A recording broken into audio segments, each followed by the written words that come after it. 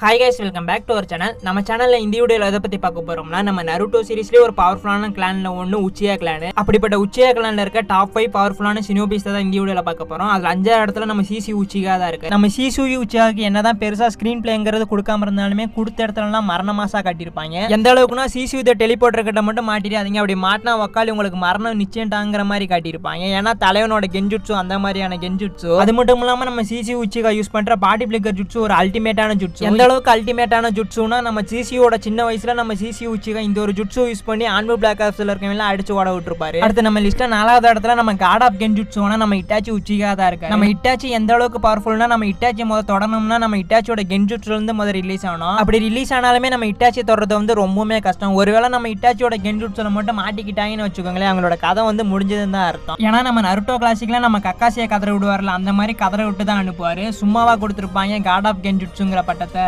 அடுத்து இதை தொடர்ந்து நம்ம லிஸ்ட்ல 3வது இடத்துல நம்ம ஒபிட்டோ உச்சிகா தான் இருக்கான். நம்ம ஒபிட்டோ டோபியா இருக்கிற வரைக்குமே விளையாட்டா தான் இருப்பான். ஒரு பேட்டில் வந்து பேட்டிலா பார்க்காம ஒரு கேமா பார்த்து ஜாலியா விளையாண்டுக்கிட்டே தான் பேட்டில் பண்ணுவான்.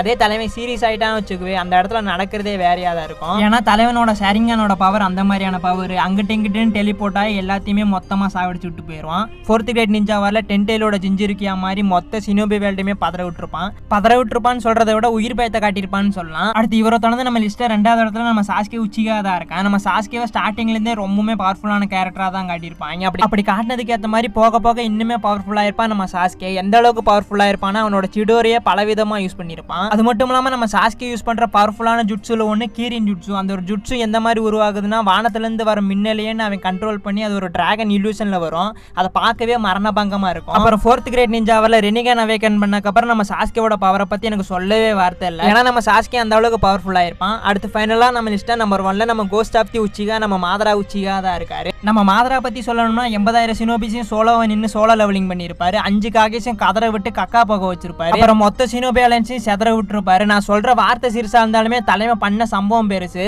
ஏன்னா 4th கிரேட் நிஞ்சா வர நம்ம மதரோட பேரை சொல்லி ஸ்டார்ட் பண்ணும்போதே பாதி பேர் கல் இருக்காது. ஏன்னா அவங்களை எதிர்த்து நிக்கிற வீரனோட பேர் ghost of the Uchiha, Madara Uchiha இல்லையா.